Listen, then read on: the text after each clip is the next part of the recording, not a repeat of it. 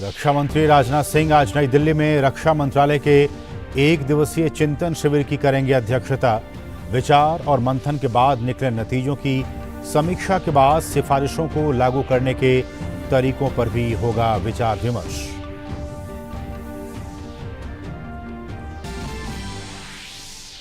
दिल्ली में एनसीपी राष्ट्रीय कार्यकारिणी की बैठक आज। बैठक के लिए मुंबई से दिल्ली के लिए रवाना हुए शरद पवार और अजित पवार दोनों ने पार्टी पर अधिकार के लिए चुनाव आयोग का किया है रुख।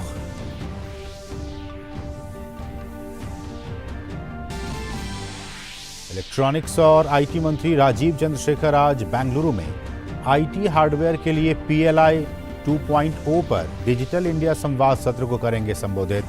उन्नत प्रोसेसर, बौद्धिक संपदा और एम्बेडेड सिस्टम के विकास को प्रोत्साहित करने पर होगा फोकस। बेंगलुरु में अंतरिक्ष अर्थव्यवस्था क्षेत्र के प्रतिनिधियों की चौथी बैठक जारी। इसरो अध्यक्ष ने बैठक को किया संबोधित। कहा, औपचारिक एजेंडे में शामिल विषयों के लक्ष्यों को हासिल करना है हमारा प्रमुख लक्ष्य।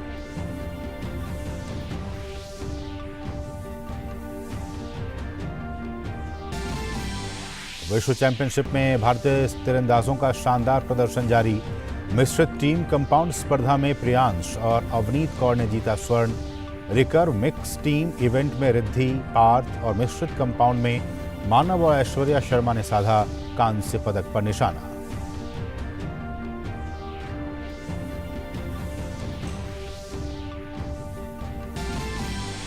और गोवा में आज भारी बारिश का अलर्ट। ओडिशा के कई हिस्सों में भी अगले 2 दिनों तक भारी बारिश की संभावना। दिल्ली और गुजरात के कई इलाकों में आज सुबह बारिश ने दिलाई गर्मी और उमस से राहत।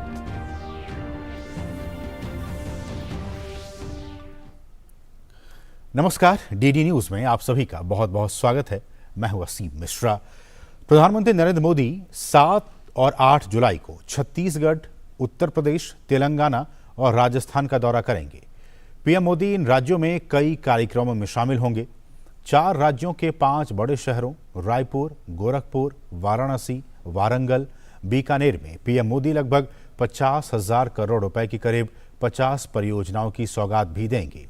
7 जुलाई को वो सबसे पहले दिल्ली से रायपुर जाएंगे, जहां वे कई परियोजनाओं का शिलान्यास और लोकार्पण करेंगे, जिसमें रायपुर विशाखापत्तनम कॉरिडोर के विभिन्न 6 लेन खंडों की आधारशिला रखना भी शामिल है। रायपुर के बाद वे गोरखपुर जाएंगे, जहां वे गीता प्रेस के कार्यक्रम में हिस्सा लेंगे। यहां वे 3 वंदे भारत ट्रेनों को हरी झंडी दिखाएंगे। इसी के साथ वे गोरखपुर रेलवे स्टेशन के पुनर्विकास की आधारशिला भी रखेंगे।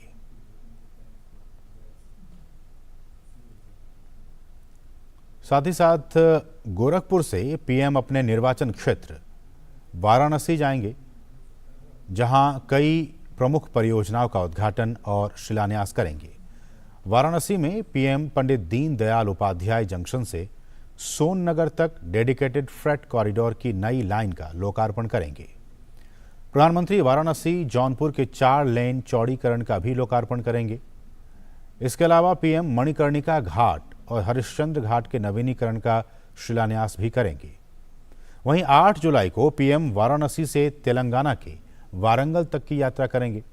यहां वो नागपुर विजयवाड़ा कॉरिडोर के प्रमुख खंडों सहित विभिन्न परियोजनाओं की आधारशिला रखेंगे।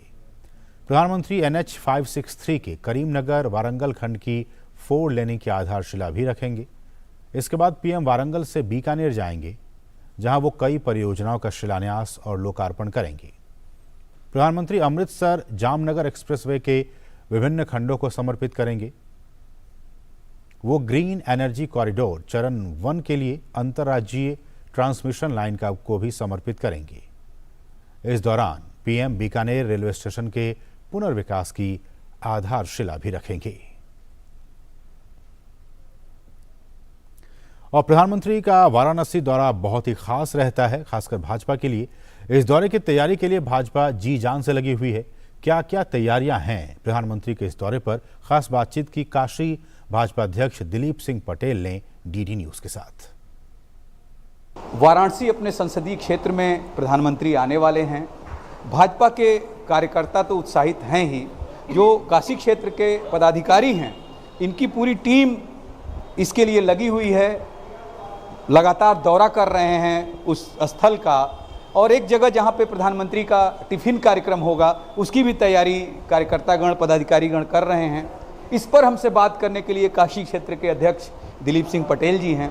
पटेल साहब, क्या तैयारी है? और देख रहा हूं कि टीम के साथ लगातार आप दौरा कर रहे हैं, देख रहे हैं व्यवस्था।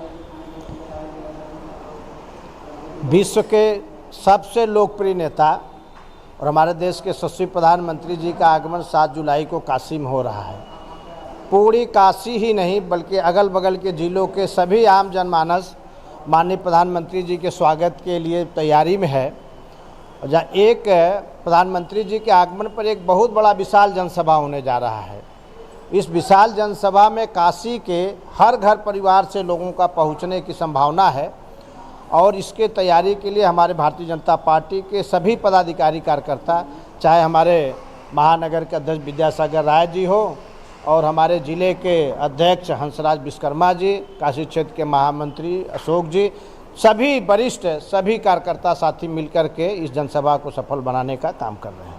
ये टिफिन की क्या चर्चा है कि टिफिन पे भाग लेंगे प्रधानमंत्री, और इसमें क्या है? टिफिन एक ऐसा संयोग है जो घर परिवार से बचपन में भी टिफिन, बड़े में भी टिफिन, छात्र जीवन में भी टिफिन, विधायक बनने पर भी टिफिन, स्कूल में भी टिफिन, विधानसभा में भी टिफिन। टिफिन के माध्यम से माननीय प्रधानमंत्री जी अपने महानगर के 3 विधानसभा के कार्यकर्ताओं के साथ बैठ करके सामूहिक रूप से टिफिन करेंगे और आपस में संवाद करेंगे। ये टिफिन की व्यवस्था है जो शहरी क्षेत्र के 3 विधानसभा क्षेत्र हैं, उनके जो पदाधिकारी हैं, कार्यकर्ता हैं, उनके साथ संवाद करेंगे। देश के प्रधानमंत्री और वाराणसी के सांसद, ये अपने आप में कार्यकर्ताओं को उत्साहित करने वाली घटना होगी। साथ ही लोकसभा की तैयारी भी कह सकते हैं। एक संदेश होगा कि प्रधानमंत्री किस तरह से उनके साथ बैठकर भोजन करेंगे, संवाद करेंगे। कैमरा पर्सन मनीष सिंह के साथ doctor Harkesh Bahadur Singh Gautam, DD news, Varanasi. और वाराणसी के इस दौरे में पीएम कई योजनाओं का भी लोकार्पण करेंगे। इनमें काशी हिंदू विश्वविद्यालय का इंटरनेशनल गर्ल्स हॉस्टल भी है। क्या कुछ खास है इस हॉस्टल में, आइए देखते हैं। काशी हिंदू विश्वविद्यालय विश्व प्रसिद्ध विश्वविद्यालय है। यहाँ पर विदेशों से छात्र छात्राएं आते हैं पढ़ने के लिए। चूँकि यह आवासीय विश्वविद्यालय है तो यहाँ पर छात्रों के रहने की व्यवस्था है और बहुत ढेर सारे हॉस्टल्स हैं। उनमें से ही एक हॉस्टल बन के तैयार है जिसका नाम है इंटरनेशनल गर्ल्स हॉस्टल, और इसका लोकार्पण प्रधानमंत्री 7 जनवरी को करेंगे अपने संसदीय क्षेत्र में। यह अत्याधुनिक सुविधाओं से लैस हॉस्टल बनाया गया है। जो विदेशों से छात्राएं आएंगी उनके रहने का स्थान, उनकी सुख सुविधा का पूरा ख्याल रखा गया है। साथ ही जो सबसे महत्वपूर्ण चीज़ है वो बिजली है, जिसके पावर बैकअप की भी व्यवस्था अलग से की गई है। चूँकि ये मल्टी स्टोरी हॉस्टल है तो एक अच्छी व्यवस्था जो बिजली के लिए की गई है, पावर बैकअप की। और सुरक्षा के इंतजामात में जो सबसे बड़ी सुरक्षा का इंतजाम किया गया है, ये जल का लाइन बिछाया गया है, पाइपलाइन बिछाई गई है, जब विपरीत परिस्थितियों में इसका प्रयोग किया जा सके और सुरक्षित लोगों को यहाँ पर बचाया जा सके। अगर कोई ऐसी परिस्थिति आती है उसके लिए यहाँ पर ये व्यवस्था की गई है। कैमरा पर्सन मनीष सिंह के साथ doctor Harkesh Bahadur Singh Gautam, DD news, Banaras Hindu University, Varanasi. और BLW यूं तो अपने रेल इंजन के उत्पाद के लिए जाना जाता है, पर इसका गेस्ट हाउस प्रधानमंत्री की सादगी का प्रतीक भी बन गया है, क्योंकि प्रधानमंत्री जब अपने संसदीय क्षेत्र वाराणसी में रात्रि विश्राम करते हैं तो यहीं ठहरते हैं। देखिए ये खास रिपोर्ट। प्रधानमंत्री अपने संसदीय क्षेत्र वाराणसी आएंगे, 7 जनवरी को एक जनसभा करेंगे। उसके बाद ये BLW गेस्ट हाउस है। ये खास है अपने आप में, क्योंकि प्रधानमंत्री जब रात्रि निवास करते हैं तो इसी BLW गेस्ट हाउस में करते हैं। BLW गेस्ट हाउस अपने आप में इतनी प्रसिद्धि पा चुका है केवल वाराणसी के सांसद और देश के प्रधानमंत्री के रात्रि प्रवास के कारण। प्रधानमंत्री का जो कार्यक्रम है उसमें रात्रि प्रवास के पहले अपने जो भारतीय जनता पार्टी के कार्यकर्ता हैं उनके साथ एक टिफ़िन पर चर्चा होगी। और ये ऑफिसर्स क्लब है, ठीक BLW गेस्ट हाउस के अंदर ही इसमें काफ़ी लोगों के बैठने का स्थान है। तो जो काशी क्षेत्र के 3 विधानसभाएं हैं जो शहर में आती हैं, उसके जो पदाधिकारी भारतीय जनता पार्टी के ये कार्यकर्ता हैं, उनके साथ प्रधानमंत्री टिफिन पर चर्चा करेंगे। इसको 2024 के लोकसभा की तैयारियों से भी जोड़कर देखा जा रहा है और कार्यकर्ताओं को उत्साहित करने के लिए, उनको यह बताने के लिए कि किस तरह से लोकसभा में हम जाएं, लोगों से संपर्क करें, उस तरह की चर्चा टिफिन पर होगी, जो अपने आप में भारतीय जनता पार्टी के लिए भी और यहाँ के कार्यकर्ताओं, काशी के कार्यकर्ताओं के लिए भी अनूठी होगी, उत्साहित करने वाली होगी और दूर तक संदेश देगी पूरे देश में कि किस तरह से प्रधानमंत्री जमीनी कार्यकर्ताओं से जुड़कर अपनी बात को रखते हैं, उन्हें प्रोत्साहित करते हैं कि वो अपनी बात किस तरह से लोगों तक पहुंचाएं। कैमरा पर्सन मनीष सिंह के साथ डॉक्टर हरकेश बहादुर सिंह गौतम, BLW वाराणसी। और पीएम के वाराणसी आगमन को लेकर लोगों में भी खासा उत्साह का माहौल है। हमारे सहयोगी हरकेश बहादुर गौतम ने पीएम के इस दौरे को लेकर लोगों से भी बातचीत की। 7 जुलाई को प्रधानमंत्री की रैली है, जनसभा भी कह सकते हैं, कहते भी हैं। उसकी खासियत यह है कि वो काशी में हो रही है, प्रधानमंत्री के अपने संसदीय क्षेत्र में। काशी में तो उत्साह है ही, काशी के बाहर के जो कार्यकर्ता हैं उनमें काफ़ी उत्साह है और ये लोग हैं जिनसे हम लोग बात करेंगे। जनसभा में, रैली में ये लोग पहुंचेंगे अपने साथियों के साथ। हम सभी प्रधानमंत्री जी को लेकर हमेशा ही बहुत उत्साहित रहते हैं। ये बहुत गर्व की बात है कि काशी के सांसद ही हम देश के प्रधानमंत्री हैं और पूरी चारों तरफ सभी लोग इस कार्यक्रम को लेकर बहुत उत्साहित हैं और लोग अपने अपने साधनों के द्वारा, जो भी है गांव से गरीब किसान, सब अपने अपनी व्यवस्था से वहां जाने के लिए उत्साहित है। बराबर हम लोग साथ में रहते हैं, अब आ रहे हैं, उनके कार्यक्रम में हम लोग जुटेंगे। पूरे विश्व में जिस नेता का नाम हो, उस नेता का अगुवाई हम लोग साथ मिल के जो है कर रहे हैं। उस यहाँ बनारस के सांसद हैं, इससे बड़ा हम लोगों को खुशी क्या होगा। और हर चाहे किसी धर्म का रहने वाला हो, सब मानता है, सब जुड़ता है और सब देखिएगा उस रैली में रहेंगे लोग। बाबा विश्वनाथ की नगरी में पावन पर्व सावन में हार्दिक अभिनंदन करता हूँ आदरणीय प्रधानमंत्री जी का। और लगातार प्रधानमंत्री जी की जो भी सभा बनारस में रही है, आप लोगों ने देखा है कि काशीवासियों ने किस तरीके से आदरणीय जी का स्वागत किया है। मुझे बहुत खुशी और गर्व महसूस हो रहा है कि हमारे देश के यशस्वी ऊर्जावान प्रधानमंत्री जी 41वीं बार आ रहे हैं। कोई प्रधानमंत्री पूरे देश का, मैं भारत देश की बात कर रहा हूं, कि आज तक अपने संसदीय क्षेत्र में 41वीं बार क्या, वो 30 बार भी, 20 बार भी नहीं गया होगा, जहां तक मुझे अंदाजा है। और मैं बहुत खुश हूं। अब मेरे जैसे हजारों नौजवान, करोड़ों युवाओं बहुत खुशी और हर्षोल्लास है उनको। जब वो आते हैं तो एक पर्व जैसा माहौल बन जाता है। सारे धर्म के लोग स्वागत करेंगे, उत्साह है इनमें। और सबसे बड़ी बात, कार्यकर्ताओं को यह तक याद है कि प्रधानमंत्री अपने संसदीय क्षेत्र में कितनी बार आए हैं। यह है लगाव इनका, यह है उत्साह और यह है प्रेम अपने नेता से, अपने सांसद से, अपने प्रधानमंत्री से। कैमरा पर्सन मनीष सिंह के साथ doctor Harkesh Bahadur Singh Gautam, DD news Varanasi. और बाबा गोरखनाथ की भूमि गोरखपुर से राम जन्मभूमि अयोध्या होते हुए नवाबों के शहर लखनऊ तक semi high speed train Vande Bharat का परिचालन शुक्रवार को शुरू हो रहा है, जिसे हरी झंडी दिखाकर PM Modi Gorakhpur railway junction से रवाना करेंगे। ये वंदे भारत ट्रेन यूपी और उत्तर बिहार के अलावा नेपाल के पर्यटकों को भी आकर्षित करेगी और जनकपुर से अयोध्या तक की यात्रा को सुगम बनाएगी। पर्यटकों को इससे कितना होगा फायदा, इस पर हमारे सहयोगी राजेश राज ने गोरखपुर रेलवे स्टेशन पर उत्तर पूर्व रेलवे के DRM आदित्य कुमार से खास बातचीत की। करोड़ों लोगों की आस्था के बेजोड़ केंद्र भगवान श्री राम की जन्मस्थली अयोध्या को वंदे भारत ट्रेन का तोहफा मिलने जा रहा है और यह शुक्रवार को प्रधानमंत्री नरेंद्र मोदी के हाथों गोरखपुर रेलवे स्टेशन पर, जहां पर मैं अभी मौजूद हूं, यहीं पर वो हरी झंडी दिखाएंगे गोरखपुर लखनऊ वंदे भारत ट्रेन को, जो अयोध्या होकर गुजरेगी। इसका धार्मिक और पर्यटन के लिहाज से भी व्यापक महत्व होगा और इस मुद्दे पर हम बातचीत करेंगे गोरखपुर में उत्तर पूर्व रेलवे के DRM आदित्य कुमार से, जो अभी हमारे साथ बातचीत के लिए मौजूद हैं। आदित्य जी, सबसे पहले तो यही कि ये वंदे भारत ट्रेन जो है कहां से कहां तक यात्रा करेगी और क्या फेयर होगा इसका? ये जो उत्तर प्रदेश की दूसरी वंदे भारत ट्रेन है, ये गोरखपुर से शुरू होके पहला स्टॉप बस्ती, उसके बाद अयोध्या होते हुए लखनऊ तक पहुंचेगी ये। तो गोरखपुर से लखनऊ तक इसमें तकरीबन 600 रुपये किराया रहेगा approximately, chair car, AC chair car का, और एग्जीक्यूटिव क्लास का इसका ऑलमोस्ट दुगना 1200 रुपये के आसपास रहेगा।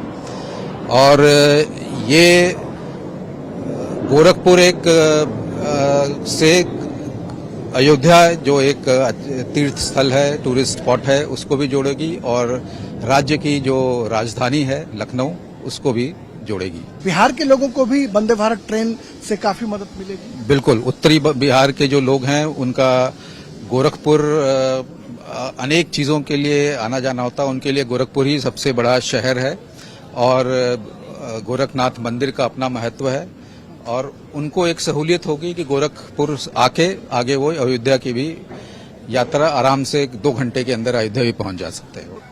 क्या लगता है कि आने वाले दिनों में जो वंदे भारत ट्रेन को लेकर के अभी तक कैसा रिस्पांस आ रहा है? जो आसपास के लोग हैं या जो सफर करने वाले लोग हैं, उनका रिस्पांस कैसा दिखाई पड़ रहा है? अभी बहुत लोगों में उत्साह है, और चूंकि इस इलाके की पहली ये वंदे भारत होगी, और जो कि उत्तर प्रदेश के राजधानी में जाने वाली पहली वंदे भारत होगी, तो इस वजह से भी लोगों को में काफी उत्साह है, और हमें पूरी उम्मीद है कि इसको लोग ज्यादा से ज्यादा इस पे चलेंगे, इसको बढ़ावा देंगे।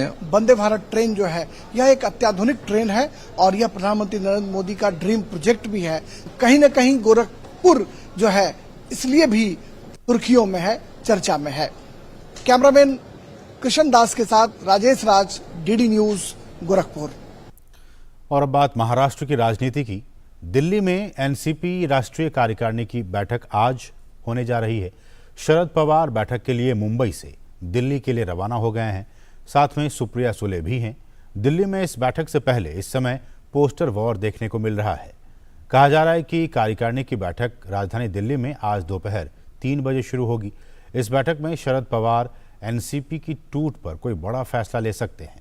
इससे पहले कल बुधवार को पार्टी में जारी वर्चस्व की लड़ाई में एक नया मोड़ तब आया जब एनसीपी प्रमुख शरद पवार को भतीजे अजीत पवार ने राष्ट्रीय अध्यक्ष के पद से हटा दिया और खुद पार्टी के नए मुखिया बन गए, और अजीत पवार खेमे की तरफ से चुनाव आयोग को भी इसकी जानकारी दे दी गई।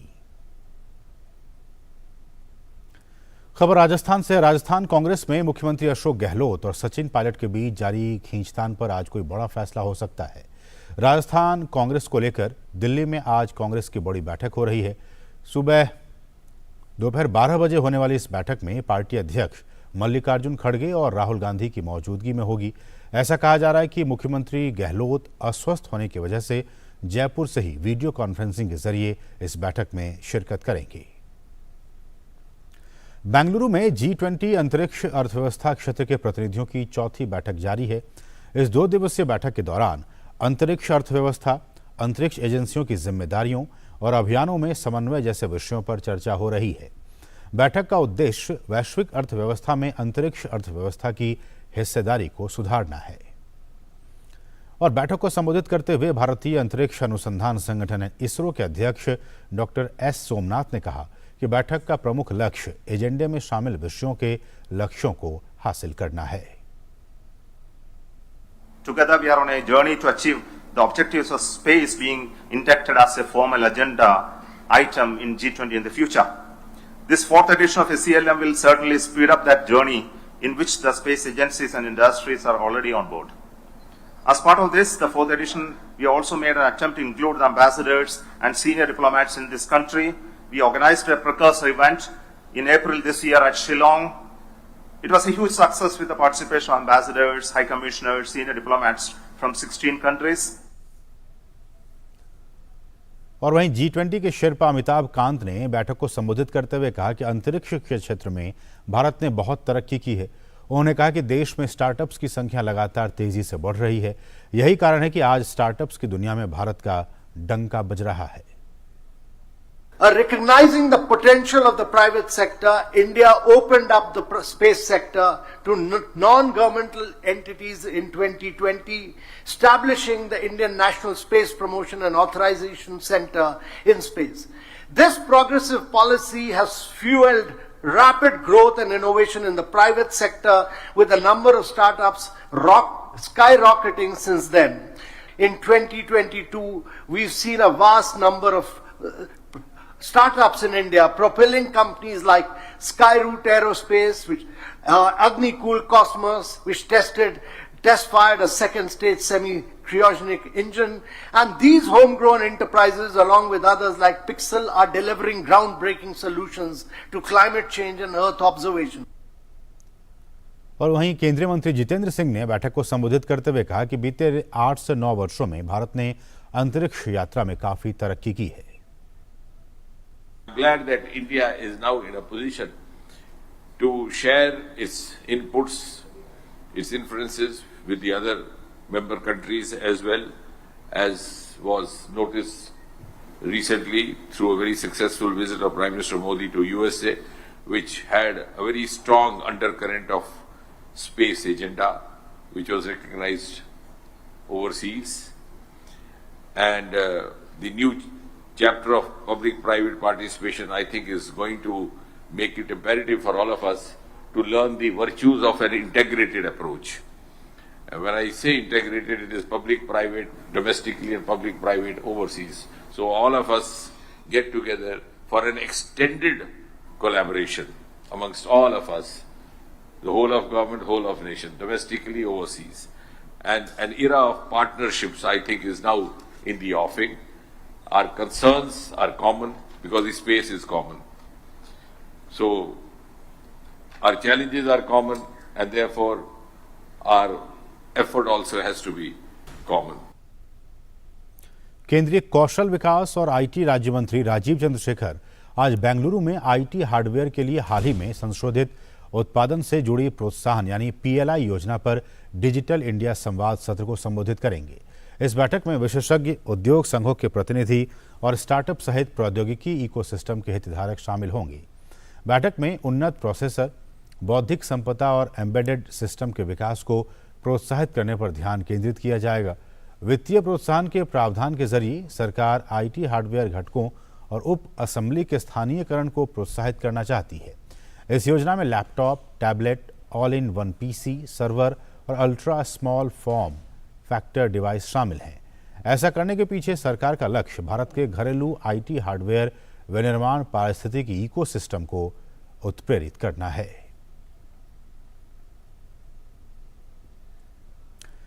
केंद्रीय कौशल विकास और उद्यमिता और आईटी राज्य मंत्री राजीव चंद्रशेखर ने कल सुरक्षित और विश्वसनीय इंटरनेट पर डिजिटल इंडिया डायलॉग्स के दौरान उद्योग, स्टार्टअप और शिक्षा जगत के विभिन्न हितधारकों के साथ संवाद किया। इस दौरान उन्होंने कहा कि डिजिटल अर्थव्यवस्था अब हमारी जीडीपी का एक बड़ा हिस्सा है। 2014 में ये जीडीपी का 4 से 5% थी, वहीं 2025-26 तक ये 20% हो जाएगी। उन्होंने कहा कि डिजिटल कनेक्टिविटी का तेजी से विस्तार हो रहा है। उन्होंने कहा कि इंटरनेट को सुरक्षित और विश्वसनीय बनाने का हमारा सामूहिक संकल्प सरकार, निजी क्षेत्र और राज्य सरकार की साइबर जांच एजेंसियों के बीच एक्टिव कोलैबोरेशन से ही संभव है। विदेश मंत्री डॉक्टर एस जयशंकर तंजानिया की 4 दिनों की आधिकारिक यात्रा पर ज़ांज़ीबार पहुंच गए हैं। यात्रा के दौरान वे उच्च स्तरीय बातचीत के अलावा भारत तंजानिया संयुक्त आयोग की 10वीं बैठक की सह अध्यक्षता करेंगे। विदेश मंत्री तंजानिया के सांसदों के भारत मैत्री समूह के सदस्यों के साथ मुलाकात करेंगे और भारत तंजानिया व्यापार बैठक का भी उद्घाटन करेंगे। ज़ांज़ीबार पहुंचने पर उनका स्थानीय तौर पर स्थानीय संस्कृति के लिहाज से स्वागत किया गया। और विदेश मंत्री ने ज़ांज़ीबार के प्रेसिडेंट से भी मुलाकात के बाद ट्वीट कर कहा कि ज़ांज़ीबार के प्रेसिडेंट डॉक्टर हुसैन अली मिवनी से मिलकर खुशी हुई। भारत ज़ांज़ीबार साझेदारी के लिए उनकी प्रतिबद्धता की सराहना की। भारत ज़ांज़ीबार विकास, साझेदारी और रक्षा सहयोग ऐसे क्षेत्र हैं जिनके साथ वो करीब से जुड़े हुए हैं। विदेश मंत्री ने दूसरे ट्वीट में कहा कि आईआईटी मद्रास की स्थापना के समझौते पर हस्ताक्षर होने का साक्षी बना। ये ऐतिहासिक कदम ग्लोबल साउथ के प्रति भारत की प्रतिबद्धता को दर्शाता है। विदेश मंत्री ने कल भारतीय नौसेना के जहाज त्रिशूल पर आयोजित समारोह में भी हिस्सा लिया। इस दौरान तंजानियाई रक्षा बलों के वरिष्ठ अधिकारियों और भारतीय प्रवासियों की उपस्थिति में उनका स्वागत किया गया। भारत और तंजानिया के बीच पारंपरिक रूप से घनिष्ठ और मैत्रीपूर्ण संबंध रहे हैं। जयशंकर की तंजानिया यात्रा दोनों देशों के बीच द्विपक्षीय संबंधों को और मजबूत करेगी। राष्ट्रपति द्रौपदी मुर्मू ने आज नागपुर में महाराष्ट्र के विशेष रूप से संवेदनशील जनजातीय समूहों से मुलाकात की। इस मौके पर आदिवासी समूह के विभिन्न आदिवासी समूह की ओर से बनाई गई कलाकृतियों को भी राष्ट्रपति ने देखा। इस मौके पर राष्ट्रपति को आदिवासी समूह के प्रतिनिधियों की ओर से आदिवासी लोगों की विभिन्न समस्याओं के बारे में बताया गया। समारोह में विशेष रूप से संवेदनशील जनजातीय समूहों को संबोधित करते हुए राष्ट्रपति ने कहा कि सरकार को एकलव्य स्कूलों में विशेष रूप से संवेदनशील जनजातीय समूहों के प्रवेश के लिए अलग से प्रावधान करने की जरूरत है, जिससे इन आदिवासी समूह के लोगों में शिक्षा पर और अधिक ध्यान दिया जा सके। गुजरात के मुख्यमंत्री भूपेंद्र पटेल ने आज नर्मदा जिले में जवाली गांव के प्राथमिक विद्यालय का दौरा किया। इस दौरान उन्होंने छात्रों के साथ बातचीत की।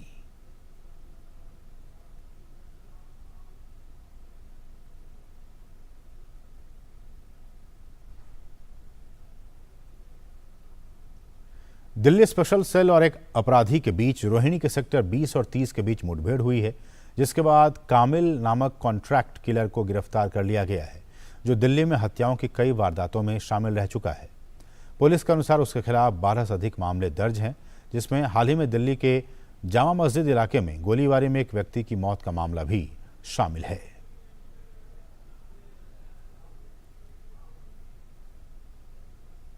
कृतज्ञ राष्ट्र आज जनसंघ के संस्थापक डॉक्टर श्यामा प्रसाद मुखर्जी को उनकी जयंती पर नमन कर रहा है। डॉक्टर श्यामा प्रसाद मुखर्जी का जन्म 6 जुलाई 1901 को कोलकाता में हुआ था। श्यामा प्रसाद मुखर्जी जम्मू कश्मीर को मिले विशेष राज्य के दर्जे के खिलाफ थे और उन्होंने राष्ट्रीय एकता के लिए खतरा बताते हुए अनुच्छेद 370 का पुरजोर विरोध किया था। और पीएम मोदी ने डॉक्टर श्यामा प्रसाद मुखर्जी की जयंती पर उन्हें नमन किया है। एक ट्वीट में उन्होंने कहा है कि महान राष्ट्रवादी, चिंतक, शिक्षाविद और भारतीय जनसंघ के संस्थापक डॉक्टर श्यामा प्रसाद मुखर्जी को उनकी जन्म जयंती पर शत शत नमन। एक सशक्त भारतवर्ष के निर्माण के लिए उन्होंने अपना जीवन समर्पित कर दिया। उनके आदर्श और सिद्धांत देश की हर पीढ़ी को प्रेरित करते रहेंगे। केंद्रीय गृह मंत्री अमित शाह ने डॉक्टर श्यामा प्रसाद मुखर्जी की जयंती पर उन्हें नमन किया।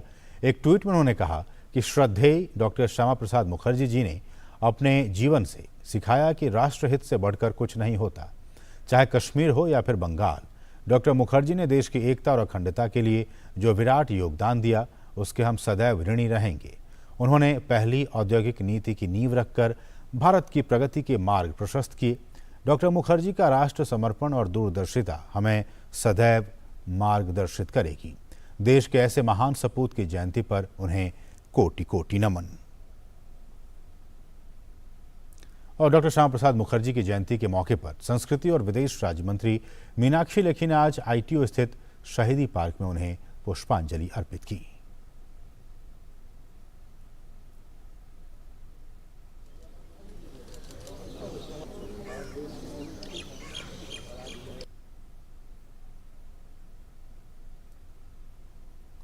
मौसम विभाग ने गोवा में आज भारी बारिश का अलर्ट जारी किया है।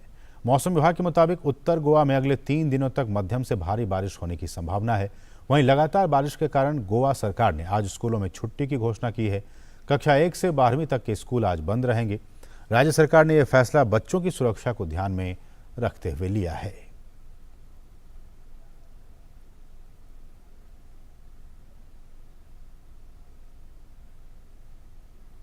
और वहीं ओडिशा के विभिन्न क्षेत्रों में भी अगले 2 दिनों में भारी बारिश की संभावना है। मौसम विज्ञान विभाग के अनुसार अगले 24 घंटों में मलकानगिरी, कोरापुट, रायगढ़ जिले में हल्की से मध्यम बारिश होने की संभावना है। और वहीं गुजरात के कई इलाकों में बारिश का दौर जारी है। भारी बारिश के बाद कई हिस्सों में जलभराव देखा गया, जिससे जनजीवन अस्त व्यस्त हो गया। कुछ इलाकों में बारिश के कारण घरों में पानी घुस गया।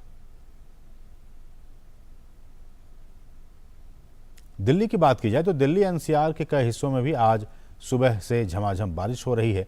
जहां बारिश से दिल्ली वासियों को चिपचिपी गर्मी से, उमस से राहत मिली है, वहीं मौसम भी काफ़ी सुहावना हो गया है। बारिश से तापमान में भी गिरावट दर्ज की गई है। वहीं मौसम विभाग के मुताबिक राजधानी दिल्ली में आज न्यूनतम तापमान 25 डिग्री और अधिकतम तापमान 36 डिग्री सेल्सियस रहेगा।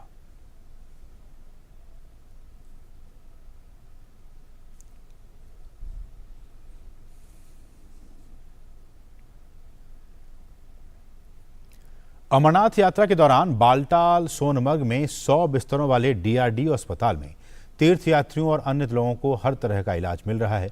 1 जुलाई को पहलगाम और सोनमार्ग दोनों रास्तों से शुरू की गई अमरनाथ यात्रा पूरे उत्साह के साथ इन दिनों चल रही है।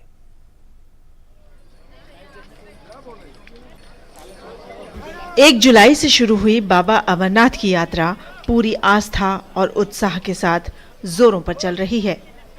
पिछले बार के मुकाबले इस बार यात्रियों की संख्या ज्यादा है। जम्मू कश्मीर की सरकार और प्रशासन ने इस बार श्रद्धालुओं के लिए कई ऐसे नए इंतजाम किए हैं जिसकी खूब चर्चा हो रही है। खास तौर पर उनकी सेहत को लेकर जो व्यवस्थाएं हैं उससे श्रद्धालु बेहद प्रभावित हैं। यात्रा के बालटाल बेस कैंप सोनमर्ग में 100 बेड के डीआरडीओ अस्पताल में ऑक्सीजन की सुविधा के साथ एक्सरे, अल्ट्रासाउंड, ईसीजी समेत हर तरह के टेस्ट भी मुफ्त में हो रहे हैं। सिर की बीमारियां या फिर लंग्स की बीमारियां जो रहती हैं तो उसके लिए स्पेशल कार्डियोलॉजिस्ट यहाँ पे अवेलेबल है। कार्डियोलॉजिस्ट के साथ यहाँ पे पल्मोनोलॉजिस्ट भी अवेलेबल है और बाकी ऑर्थोपेडिशियन, क्योंकि इंजरीज भी बहुत होती है, वो भी यहाँ पे अवेलेबल है। तो अच्छी अवेलेबिलिटी है। सोनोग्राफी, एक्सरेज अवेलेबल है यहाँ पे। तो ओपीडी सब टाइप के जो पेशेंट्स रहते हैं वो अवेलेबल। तो it's my pleasure to serve here and there are the good facilities are available. इस 100 बिस्तरों वाले अत्याधुनिक डीआरडीओ अस्पताल को पिछले साल मरीजों की देखभाल के मकसद से बनाया गया था। अब इस अस्पताल की मदद से तीर्थयात्रियों, दुकानदारों, टेंट के मालिकों, मजदूरों, कुल मिलाकर हर विभाग के ऑन ड्यूटी कर्मचारियों समेत सभी लोगों का अच्छा इलाज चल रहा है। हर फैसिलिटीज़ एक से एक मिली हुई। एक्सरे करवा लीजिए आप, यहाँ पे ऑक्सीजन का लेवल अगर चेक करवाना है वो भी हो रहा है। वीपी, शुगर, जो भी आपको ट्रीटमेंट की ज़रूरत है वो यहाँ पे सब हो रहा है। बहुत अच्छा है इस सुविधा के लिए। आप इतना अच्छा कार्य कर रही हो, इतना अच्छा मतलब आप हॉस्पिटल है और 100 बेडों का है। ये मोदी जी के मैंने देखा, ये बहुत अच्छा कार्य कर रहे हैं। लोकल कश्मीरी भी आए, किसी को कोई प्रॉब्लम नहीं है। चाहे घोड़े वाला आएगा या कोई भी लोकल आ जाएगा, यात्री आएगा, किसी को कोई प्रॉब्लम नहीं है यहाँ पे। दुर्गम रास्ते में सांस से जुड़ी दिक्कतें ज्यादा होती हैं और यहाँ मौजूद इलाज ने सबका दिल जीत लिया है। कुछ साल पहले तक बालटाल बेस कैंप में एक छोटे अस्पताल के जरिए मरीजों को सिर्फ इमरजेंसी में या छोटा मोटा इलाज ही मिल पा रहा था, पर अब तस्वीर बिल्कुल बदल गई है। Bureau report, DD news. और मोदी सरकार की सराहनीय पहल की बदौलत भारत के इलेक्ट्रिक वाहन बाजार में तेजी से बढ़ोतरी देखी जा रही है, जिससे इलेक्ट्रिक वाहनों की बिक्री दोगुनी होने की संभावना है, उम्मीद है। भारत सरकार ने इलेक्ट्रिक वाहनों को बढ़ावा देने के लिए नीतियों और प्रोत्साहनों को लागू किया है और 2030 तक 30% का लक्ष्य रखा है। राणा समूह की सहायक कंपनी एरिशा ई मोबिलिटी ने हाइड्रोजन ईंधन सेल प्रौद्योगिकी के लिए एक जर्मन कंपनी के साथ साझेदारी की है और इलेक्ट्रिक वाहन लॉन्च किए हैं। राणा ग्रुप के चेयरमैन डॉक्टर दर्शन राणा ने ई मोबिलिटी यात्रा को आगे बढ़ाने की योजना हमारे साथ साझा की। ई मोबिलिटी और हाइड्रोजन बेस्ड फ्यूल पे भारत बहुत सारा काम कर रहा है। इनफैक्ट भारत की गवर्नमेंट इस पे खासा तवज्जो दे रही है और इस पे बात करने के लिए इस वक्त मेरे साथ मौजूद है डॉक्टर दर्शन राणा, जो कि एमडी चेयरमैन है राणा कंपनीज के, और एक तरह से ये स्टार्टअप है जिन्होंने बहुत सारी ये जो टेक्नोलॉजीज हैं इस पे काम कर रही है, खासतौर से ई मोबिलिटी और हाइड्रोजन बेस्ड फ्यूल पे, और यूपी गवर्नमेंट के साथ भी ये काम कर रही है क्लोजली। सर, सबसे पहले तो ये बताइए कि बहुत इंटरेस्टिंग है ये ई मोबिलिटी और हाइड्रोजन बेस्ड फ्यूल को लेके खुद चलना। हमने देखा ज़्यादातर लोग एक को लेके चलते हैं, दोनों लेके नहीं चलते हैं, लेकिन आप दोनों ही चीज़ पे काम कर रहे हैं। रिसेंटली हमने एक MOU साइन की है उत्तर प्रदेश सरकार के साथ में कि हम वहाँ पर एक EV पार्क डेवलप करेंगे। वहाँ हमारी भी फैक्ट्रियाँ लगेंगी, दूसरों को भी हम इन्वाइट करेंगे। उसमें कंपोनेंट भी हम खुद ही बनाएंगे। वहाँ पर हमारे जो कंपोनेंट के वेंडर्स होंगे, पार्टनर्स होंगे, उनको भी वहीं जगह देंगे हम। साथ साथ हमने एक और MOU साइन की है, क्योंकि खाली आपको व्हीकल बनाने से, व्हीकल चलाने से उसको चार्जिंग तो करना पड़ेगा। तो हमारे जैसे नोएडा एरिया है, गौतम बुद्ध नगर, यहाँ पर हमने 100 चार्जिंग स्टेशंस के हब बनाएंगे, जिसमें एक हब में कम से कम 2 से 10 चार्जिंग स्टेशंस होंगे। पहले से ही इन्वेस्ट किया होता कि इंडिया में अभी हाइड्रोजन को लाना होगा, क्योंकि फॉरेन कंट्रीज इसकी तरफ मूव कर चुके थे। तो हमने पहले ही, जब इंसेंटिव पॉलिसीज़ वगैरह आई हैं, उससे पहले ही हमने जर्मन्स और इटालियंस के साथ पार्टनरशिप चालू की थी। जर्मन्स के साथ हमने एक JV कंपनी भी इंडिया में बना दी है, that is Arisha Hydrogen India Private Limited, जिसमें मेजॉरिटी शेयर हमारा है। इसमें सारी टेक्नोलॉजी है आपको हाइड्रोजन की। आपको हाइड्रोजन प्रोडक्शन से लेके डिस्पेंसिंग तक, इवन व्हीकल्स बनाने तक सारी टेक्नोलॉजी इस कंपनी में अवेलेबल है और वही टेक्नोलॉजी से हम आगे बढ़ रहे हैं। आप लोग ऑयल पीएसयूज के साथ भी बात करें, क्योंकि बहुत सारे ऑयल पीएसयूज ये हाइड्रोजन पे काम कर रहे हैं। आप क्या उनको कुछ प्रोवाइड कर रहे हैं टेक्नोलॉजी, या किस तरीके से आप उनके साथ काम कर रहे हैं? हमारा बहुत सारे ऑयल पीएसयूज हैं जिनके साथ मैं डिस्कशन में हैं। जैसे उनमें से कभी मैं आपको बता दूं कि ऑयल इंडिया के साथ भी हमारा डिस्कस हुआ है, उनको डिस्पेंसिंग सिस्टम चाहिए जो आज इंडिया में अवेलेबल नहीं है। तो हमने हमारा एक प्रपोजल सबमिट किया है, होपफुली वो लोग हमारा एक्सेप्ट करेंगे प्रपोजल को। साथ साथ हमारा नयरा एनर्जी के साथ भी डिस्कस चल रहा है कि उनकी रिफाइनरी को हम कैसे ग्रीन हाइड्रोजन पर लेके आएंगे कि उनका एनर्जीज ग्रीन पर ट्रांसफ़र हो। तो उनके लिए भी एक वो भी करना चाहते हैं कि हम कुछ ग्रीन एनर्जी पर काम करें, तो हम साथ में कुछ मिलकर करने की कोशिश कर रहे हैं उनके साथ भी। ऐसे और कई सारे पीएसयूज और प्राइवेट सेक्टर्स हैं जो हमारे साथ हाइड्रोजन पर काम कर रहे हैं। तो हाइड्रोजन पर कंप्लीट इकोसिस्टम लाने के लिए प्लान कर रहे हैं कि जैसे अभी आपको हाइड्रोजन बनाना है तो ग्रीन एनर्जी चाहिए आपको, तो हम सोलर प्लांट लगाएंगे। हमने अभी एक प्रपोजल यूपी गवर्नमेंट को और एक प्रपोजल राजस्थान गवर्नमेंट को भी सबमिट किया है। वहीं पर हम लोग 10 लोकेशंस पर इलेक्ट्रोलाइजर लगाएंगे। देन इलेक्ट्रोलाइजर से हमारी पावर प्रोड्यूस, ये हाइड्रोजन प्रोड्यूस होगी, ग्रीन एनर्जी, ग्रीन हाइड्रोजन। फिर उसके लिए आपको स्टोरेज सिस्टम चाहिए, उसकी टेक्नोलॉजी हमारे पास है। हाइड्रोजन को फिर हमें ट्रांसपोर्ट करना है, वो ट्रांसपोर्ट व्हीकल्स हमारे पास ऑलरेडी अवेलेबल हैं। देन हमें उसको डिस्पेंस करना है, डिस्पेंसिंग की टेक्नोलॉजी हमारे पास है। देन हमें व्हीकल्स बनाने हैं, व्हीकल की टेक्नोलॉजी हमारे पास है। सो हम लोग एक कंप्लीट इकोसिस्टम पर काम कर रहे हैं। पेटेंट कर रहे हैं, ये जो टेक्नोलॉजी बहुत ही क्रिटिकल टेक्नोलॉजीज है, आप लोग कुछ पेटेंट करवा रहे हैं, क्या आप लोगों को पेटेंट मिला है? इनमें से कुछ टेक्नोलॉजीज ऑलरेडी जर्मन में पेटेंट हो चुकी हैं और कुछ टेक्नोलॉजीज पर हम लोग काम कर रहे हैं जिनको हम इंडिया में पेटेंट करेंगे। क्रिटिकल टेक्नोलॉजीज जैसे ई व्हीकल के लिए या फिर हाइड्रोजन बेस्ड फ्यूल के लिए चाहिए, वो लेके आ रहे हैं और देश में एक नई क्रांति का वो एक हिस्सा बनना चाहते हैं, जहां पे 2070 तक नेट जीरो का जो कमिटमेंट प्रधानमंत्री नरेंद्र मोदी ने दिया है उस पे वो खरा उतरे। कैमरा पर्सन मोहित के साथ मैं तापस भट्टाचार्य, दूरदर्शन समाचार, दिल्ली। इलाज की मुफ्त सुविधा देने के लिए आयुष्मान भारत योजना की शुरुआत की है। सितंबर 2018 में शुरू हुई इस योजना से आज करोड़ों लोगों को स्वास्थ्य लाभ मिल रहा है। हिमाचल प्रदेश में भी लाखों लोग आयुष्मान भारत योजना से लाभान्वित हो रहे हैं। कैसे, आइए देखते हैं इस रिपोर्ट को।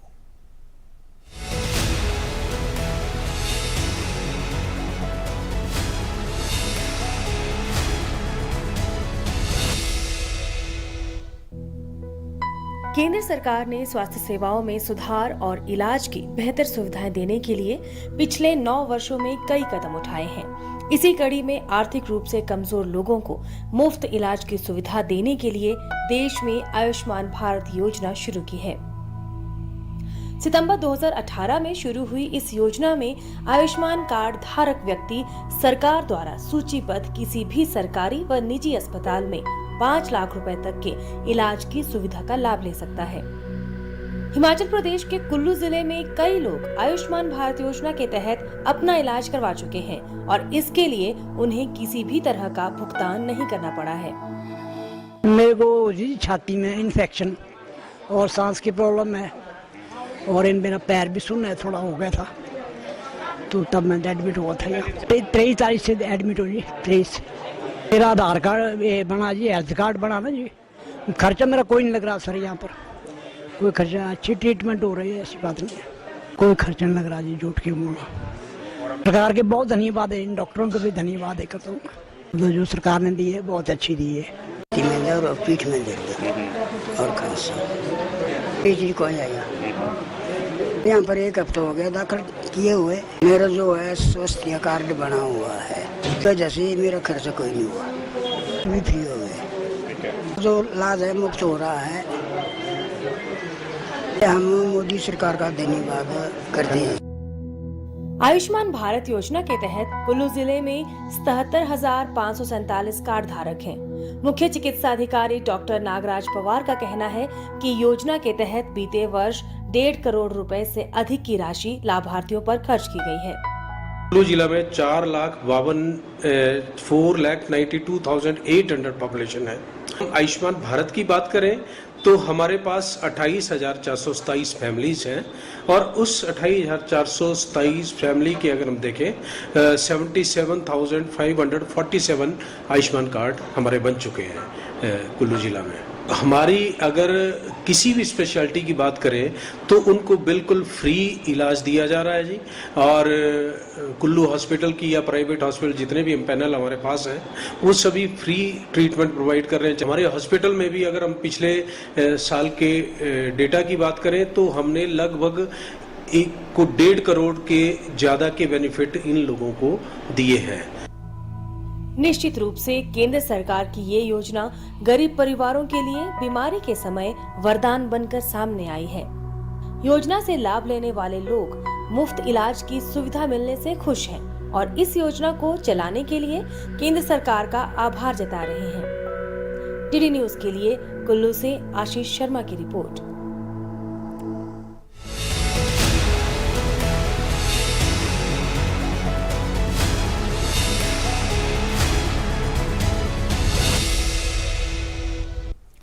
और देश में किसानों को संबल और आत्मनिर्भर बनाने को लेकर केंद्र सरकार हमेशा से ही प्रयासरत रही है, जिसके तहत अनेकों किसान कल्याणकारी योजनाएं चलाई जा रही हैं। उन्हीं में से एक महत्वपूर्ण योजना है प्रधानमंत्री किसान सम्मान निधि योजना।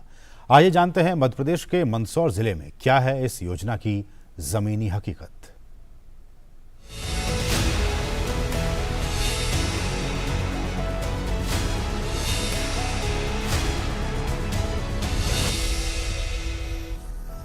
देश में किसानों को आर्थिक बल देने के उद्देश्य से केंद्र की मोदी सरकार ने 1 दिसंबर 2018 से पीएम किसान सम्मान निधि योजना की शुरुआत की थी। इसके अंतर्गत छोटे और सीमांत किसानों को साल में 6,000 रुपए की राशि 3 किश्तों में मिल रही है। मध्य प्रदेश के मंदसौर जिले में भी किसानों को इस योजना का लाभ मिल रहा है, जिससे न केवल उनको आर्थिक संकट से निजात मिली है, साथ ही उनके परिवार की आवश्यक जरूरतें भी पूरी हो रही हैं। भारत सरकार की योजना चल रही है 2000 सम्मान निधि आती है, उससे आर्थिक सहायता अच्छी मिलती है, खाद बीज भी लाते हैं और भारत सरकार को मैं धन्यवाद देना चाहता हूँ। मोदी जी पैसे डालते हैं हमारे को बैंकों में, तो मैं उससे किसान नीति में अच्छा काम कर लेते हैं। पैसा हमको मिलता है तो खेती में हम खाद भी खरीद लेते हैं और अच्छा काम हो जाता है हमारे लिए। बहुत ही अच्छी नीति है, किसानों के लिए अच्छा काम करते हैं, हमें इसी से शांति है, बढ़िया है, हम खुश हैं। किसान समृद्धि योजना के साल भर से हमें पैसे मिल रहे हैं, हमारा घर का कार्यवाही अच्छा चल रहा है, बच्चों को पढ़ाई में खाद बीज में सहायता मिल रही है। हमें हर साल हमें पैसे हर महीने तीसरे महीने 2-2 हज़ार रुपये मिलते हैं। पीएम किसान सम्मान निधि योजना ने वाकई इन छोटे और सीमांत किसानों को सम्मान से खेती करने और सम्मान से अपने परिवार का पालन पोषण करने के लिए संबल दिया है। मंदसौर से राजेश कुलश्रेष्ठ के साथ ब्यूरो रिपोर्ट, डीडी न्यूज।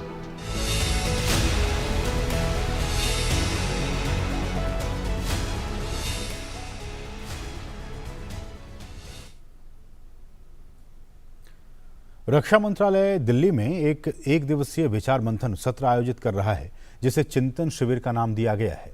रक्षा मंत्री राजनाथ सिंह पिछले महीने आयोजित रक्षा मंत्रालय के तहत विभिन्न विभागों के अलग अलग सत्रों के नतीजों की समीक्षा कर रहे हैं। ये विभाग जैसे रक्षा उत्पादन विभाग, पूर्व सैनिक कल्याण और सैन्य मामलों के विभाग ने पिछले महीने सम्मेलन आयोजित किए थे, जिसके दौरान उन्होंने अहम मुद्दों पर चर्चा की थी। विभागों ने विषयों की एक श्रृंखला की पहचान की थी, जिस पर प्रतिष्ठित विषय विशेषज्ञों ने अधिकारियों को संबोधित किया और अपनी अंतर्दृष्टि साझा की। सूत्रों ने हमारी सहयोगी नंदिता डागर को बताया है कि रक्षा मंत्री ने पूर्व सैनिक कल्याण विभाग की प्रस्तुति की समीक्षा की और उसे समयबद्ध सीमा में सिफारिशों को लागू करने का निर्देश दिया। उन्होंने अधिकारियों से पूर्व सैनिकों की पेंशन और ECHS शिकायतों को प्राथमिकता देने और उन्हें मिशनरी उत्साह के साथ हल करने का भी आग्रह किया। चिंतन शिविर में MOS Ajay Bhatt, CDS general Anil Chauhan और थल सेना प्रमुख जनरल मनोज पांडे भी मौजूद हैं। मध्य प्रदेश के मुख्यमंत्री शिवराज सिंह चौहान ने भोपाल में मुख्यमंत्री आवास में दशरथ रावत से मुलाकात कर उनका सम्मान किया। उन्होंने इस दौरान कहा कि हम मानते हैं कि हर इंसान में भगवान निवास करता है। मन में तकलीफ थी कि यह बेहद अमानवीय घटना हुई है।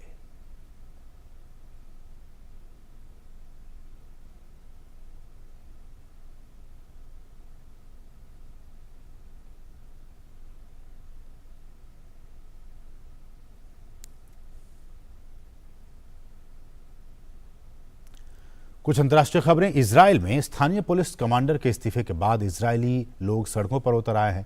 इजराइल के तेल अवीव शहर में रात तक विरोध प्रदर्शन जारी रहने के बाद प्रदर्शनकारियों ने बुधवार रात प्रमुख तेल अवीव राजमार्ग पर आग लगा दी। तेल अवीव के पुलिस कमांडर एमी एशद ने कहा है कि वो पीएम बेन्यामिन नेतन्याहू के कट्टर दक्षिणपंथी कैबिनेट के सदस्यों के राजनीतिक हस्तक्षेप का हवाला देते हुए बल छोड़ रहे हैं, जिसके बाद उन्होंने कहा कि वो सरकार विरोधी प्रदर्शनकारियों के खिलाफ अत्यधिक बल का इस्तेमाल करना चाहते हैं, जिसके बाद विरोध प्रदर्शन शुरू हो गया। इजरायली मीडिया का अनुमान है कि तेल अवीव में लगभग 20,000 लोगों ने प्रदर्शन किया।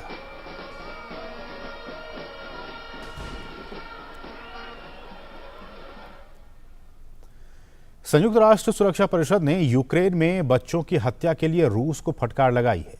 संयुक्त राष्ट्र सुरक्षा परिषद ने बुधवार को बच्चों और सशस्त्र संघर्ष रिपोर्टों पर चर्चा की, जिसमें यूक्रेन पर आक्रमण के बाद रूसी सेनाएं भी शामिल हैं। बच्चों और सशस्त्र संघर्ष के महासचिव वर्जीनिया गाम्बा के विशेष प्रतिनिधि ने कहा कि 2022 में संयुक्त राष्ट्र ने दुनिया भर में बच्चों के खिलाफ 27,000 से अधिक गंभीर उल्लंघनों का सत्यापन किया है। बैठक के दौरान 17 वर्षीय कोलंबियाई लड़की वायलेटा ने लगभग 7 दशकों के इतिहास में पहली बार परिषद को संबोधित किया। संयुक्त राष्ट्र में रूस के प्रतिनिधि वैसिली नेम्बेजिया ने आरोपों से इनकार किया और कहा कि पश्चिम और महासचिव रूसी संघ के खिलाफ डर्टी इंफॉर्मेशन अभियान चला रहे हैं। बच्चों और सशस्त्र संघर्ष पर संयुक्त राष्ट्र महासचिव एंटोनियो गुतेरेस की 15 सदस्यीय सुरक्षा परिषद की वार्षिक रिपोर्ट में हत्या, अपंगता, यौन शोषण, बच्चों का अपहरण जैसे विषय शामिल हैं। संयुक्त राष्ट्र सुरक्षा परिषद आर्टिफिशियल इंटेलिजेंस के खतरों पर पहली बार 18 जुलाई को बैठक आयोजित करने जा रही है। ब्रिटेन द्वारा इस बैठक का आयोजन हो रहा है। बैठक में विश्व नेता अंतर्राष्ट्रीय शांति और सुरक्षा के लिए एआई के संभावित खतरों पर चर्चा करेंगे। बैठक की घोषणा संयुक्त राष्ट्र में ब्रिटेन की राजदूत डेम बारबरा वुडवर्ड ने की। उन्होंने कहा कि प्रधानमंत्री के बाद ऋषि सुनक एआई उपकरणों को नियंत्रित करने के लिए वैश्विक प्रयासों पर जोर दे रहे हैं।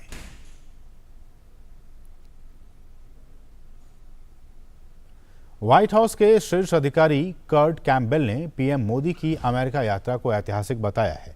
इस दौरान उन्होंने भारत की जमकर तारीफ की। उन्होंने कहा कि भारत अमेरिका ने मिलकर इस द्विपक्षीय रिश्ते को सफलतापूर्वक आगे बढ़ाया है। उन्होंने कहा कि दोनों देशों ने कई अहम मुद्दों पर बातचीत की है। What we think of is an absolutely historic visit of Prime Minister Modi to the United States for the state dinner, for a week of celebrating the U.S.-India relationship. I think we together successfully took this critical bilateral relationship to the next level. And I think without question, for me, it's the most important bilateral relationship on the planet, but it has clearly ascended to the top level and top layer. And I think both countries leave with both a long to-do list, but a much greater sense of confidence about what we can do together. और खेल जगत की कुछ अहम खबरों के लिए नजर डालते हैं इस स्पोर्ट्स ट्रैक पर। वेस्ट इंडीज के खिलाफ होने वाली 5 मैचों की टी20 सीरीज के लिए भारतीय टीम का ऐलान कर दिया गया है। हार्दिक पांड्या के हाथों में टीम की कमान सौंपी गई है। वहीं टी20 में लगातार दमदार प्रदर्शन कर रहे सूर्य कुमार यादव को पहली बार टीम का उप कप्तान नियुक्त किया गया है। टीम में विराट कोहली, रोहित शर्मा और रविंद्र जडेजा को आराम दिया गया है। वहीं यशस्वी जायसवाल और तिलक वर्मा को पहली बार टीम में शामिल किया गया है। कैरेबियाई टीम के खिलाफ चुनी गई टी20 टीम में तेज गेंदबाज अर्शदीप सिंह और रवि बिश्नोई की वापसी हुई है। वहीं कुलदीप यादव को भी टीम में शामिल किया गया है। गौरतलब है कि भारतीय टीम 3 अगस्त से 13 अगस्त के बीच वेस्टइंडीज में 5 मैचों की टी20 सीरीज खेलेगी। आयरलैंड में चल रहे तीरंदाजी विश्व चैंपियनशिप में भारतीय तीरंदाजों का शानदार प्रदर्शन जारी है। भारतीय तीरंदाज प्रियांश और अवनीश कौर ने मिश्रित टीम कंपाउंड स्पर्धा में स्वर्ण पदक अपने नाम कर लिया। भारतीय जोड़ी ने इजरायली जोड़ी के खिलाफ 46-44 के अंतर से जीत हासिल की। वहीं प्रतियोगिता के रिकर्व मिक्स टीम इवेंट में भारत की रिद्धि और पार्थ सालोंके की जोड़ी ने कांस्य पदक जीत लिया। भारतीय जोड़ी ने रोमांचक मुकाबले में चीन की जोड़ी को 5-3 के अंतर से हराया। तीरंदाजी विश्व चैंपियनशिप में मानव जाधव और ऐश्वर्या शर्मा ने कैडेट मिश्रित कंपाउंड स्पर्धा का कांस्य पदक अपने नाम कर लिया। भारतीय जोड़ी ने कांस्य पदक के मैच में मैक्सिको की जोड़ी को हराकर कांस्य पदक जीता। भारत के स्टार बैडमिंटन खिलाड़ी लक्ष्य सेन ने कनाडा ओपन के प्री क्वार्टर फाइनल में जगह बना ली है। पहले दौर में लक्ष्य सेन ने थाईलैंड के कुनलावत विथिदर्शन को 21-18, 21-15 के अंतर से हराया। आज प्री क्वार्टर फाइनल में लक्ष्य का सामना डेनमार्क के यगोर कोएल्हो के साथ होगा। भारतीय बैडमिंटन खिलाड़ी साई प्रणीत को कनाडा ओपन बैडमिंटन टूर्नामेंट के पहले दौर में हार का सामना करना पड़ा। टूर्नामेंट के शुरुआती मैच में साई प्रणीत को डेनमार्क के यगोर कोएल्हो के हाथों 12-21, 17-21 के अंतर से हार का सामना करना पड़ा। भारतीय पुरुष युगल टीम के कृष्ण प्रसाद गरागा और Vishnuvardhana Gaur पांचाला Canada open badminton tournament के दूसरे दौर में पहुंच गए। कृष्णा और विष्णुवर्धन ने चीनी ताइपे के चेई जी रे और लू चेन को सीधे गेमों में 21-14, 21-16 से हराया। भारत की महिला बैडमिंटन स्टार पीवी सिंधु ने कनाडा ओपन के प्री क्वार्टर फाइनल में अपनी जगह पक्की कर ली है। PV Sindhu pre quarter final मुकाबले में जापान की नात्सुकी निदाइरा से भिड़ेंगी। विंबलडन में शुरुआती दौर के मुकाबले खेले जा रहे हैं। सर्वोच्च वरीय पोलैंड की ईगा श्वांतेक ने तीसरे दौर में प्रवेश कर लिया है। 22 वर्षीय ईगा ने दूसरे दौर में स्पेन के सोरिबस टोरेमो को 6-2, 6-0 के अंतर से हराया। वहीं तीसरी वरीयता प्राप्त रूस के डानिल मेदवेदेव ने जीत के साथ अपने अभियान की शुरुआत की। पहले दौर में मेदवेदेव ने इंग्लैंड के आर्थर फेरी को 7-5, 6-4, 6-3 से हराया। सर्बिया के स्टार टेनिस खिलाड़ी नोवाक जोकोविच तीसरे दौर में पहुंच गए हैं। प्रतियोगिता के दूसरे दौर में जोकोविच ने ऑस्ट्रेलियाई टेनिस खिलाड़ी जॉर्डन थॉम्पसन को 6-3, 7-6, 7-5 के अंतर से हराकर अगले दौर में प्रवेश किया। विंबलडन महिला एकल में 8वीं वरीय ग्रीस की मारिया सक्कारी को पहले ही दौर में हार का सामना करना पड़ा। उन्हें यूक्रेन की मार्ता कोशयुक ने 0-6, 7-5, 6-2 से हराया। Sports desk, DD news. और अब खबर छत्तीसगढ़ से है, जहां के कोरबा को प्लास्टिक फ्री बनाने की दिशा में जहां प्रशासन काम कर रहा है, वहीं आम नागरिक भी इस सराहनीय प्रयास में लगातार लगे हुए हैं। कुछ ऐसा ही एक प्रयास है जहां आम नागरिक पुराने कपड़ों से थैले बनाकर लोगों में बांट रहे हैं। पर्यावरण संरक्षण की दिशा में प्लास्टिक फ्री समाज बनाने के लिए न केवल सरकारें प्रयास कर रही हैं, बल्कि इस दिशा में आम जन के प्रयास भी सराहनीय हैं।